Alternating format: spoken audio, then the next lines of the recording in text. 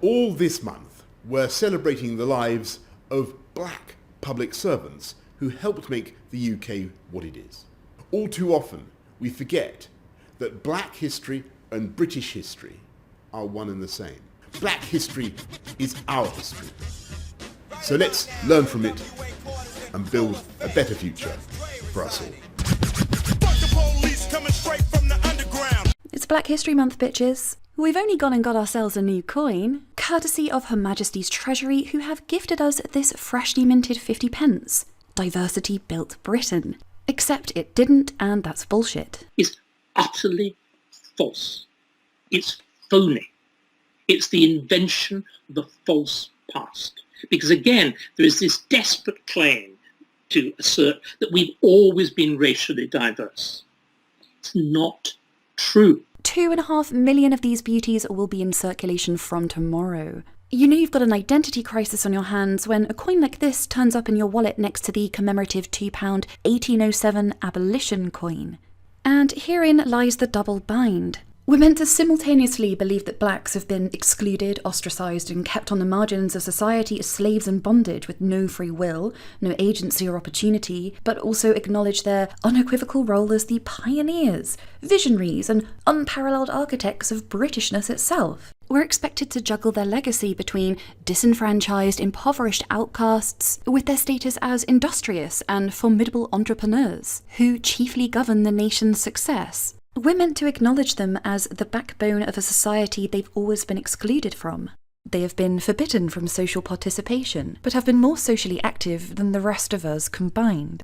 They run our NHS, but are persecuted and exploited by it. Their ancestral lineage can be traced to Somerset in Cheddar Gorge, but they are African to their very roots. And you should respect that. We're beginning to see those fashionable concepts of tolerance and diversity raised to the level of aggressive dogma. And ultimately, it's all born forth from a clumsy effort to reconcile the incompatible theories of ethnic communitarianism and national integration.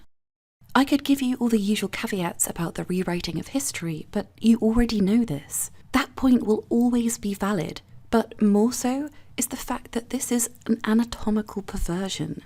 No amount of policy will ever be able to artificially simulate the vital components of belonging. It is true to say that such people are marginalised. They're marginalised because they exist on the margin. They are fundamentally not one of us, and we ought not to be under any duress to accept them as such. What you notice on the coin is that it takes a tone of instruction. It's now just a plain injunction. Diversity built Britain. No argument, no discussion. This appeal to inclusivity, the demand to be included, usually through a campaign of implicit threat and intimidation, only highlights the expansionist designs these people have on our homeland. This coin is an attempt to consolidate one of the worst blunders of forced assimilation in history. But this is where the coin works in our favour, and thus a white pill. We all know that this comes from a mood of latent insecurity. Whilst the rest of us silently accept the validity of our membership as a given, they need to continually reassert the value they hold in our society, to make a point of it. It really reminds me of something the essayist William Hazlitt once said about the Scots. He wrote that the national precedence between the English and the Scottish may be settled by this, that the Scotch are always asserting their superiority over the English, while the English never say a word about their superiority over the Scotch. The first have got together a great number of facts and arguments in their own favour. The last never trouble their heads about the matter, but have taken the point for granted as self-evident. And that's why this coin, irritating as I know you find it, because I do too, trust me, but it really is a gesture of desperation and profound insecurity.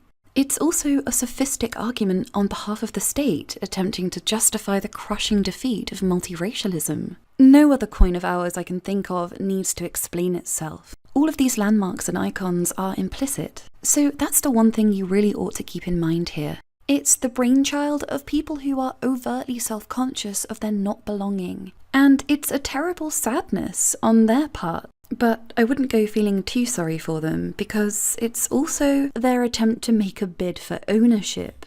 I've said it before and I'll say it again. Inclusivity and equality are merely euphemistic for territorial and ethnic expansion. Essentially, it's colonization, and it's justified through the language of social justice. It's a colonization that is achieved through mendacity and pity. The creator of the coin, Dominique Evans, said that it's about showing we all have an equal stake in this society. In other words, these settlers, they see themselves as the co-signatories on the deeds of our estate, but they have signed the contract without our consent. We are the deed holders and nobody else. How dare they tag themselves on, unsolicited, as the co-authors in our nation's story? In fact, this all comes from a campaign called We Too Built Britain. They used to talk about the scramble for Africa, but this is the scramble for Europe. The main difference in this scenario being that Europe has already long since been built. We are not a barren wasteland of raw and natural resources. We're a civilization. Britain is the home of the British. You don't just get to tag on et al. In the contract. Ironically, the designer actually referred to what she called an invisible social contract. What she failed to discern is that it is invisible as a social contract because it is a work of total fiction, aka it doesn't exist. For many immigrants, the aim of this kind of discourse is to force the doors of Europe open through moral blackmail. Unfortunately, thus far it has been successful, but there's no reason it has to stay that way. So make sure you follow We Too Built Britain on Twitter. Say hello. Be polite. No harassment, vulgarity, or violence, of course. Let them know what you think.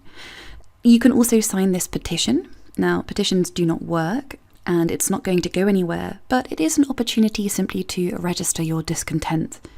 I always think it's helpful to document these types of things, and you never know, maybe a politician will even see it. So feel free to jot down your thoughts and feelings. Meanwhile, I guess we'll just keep waiting for that Brexit coin. Right about now, NWA court is in full effect. Judge Dre residing. In the case of NWA versus the police department,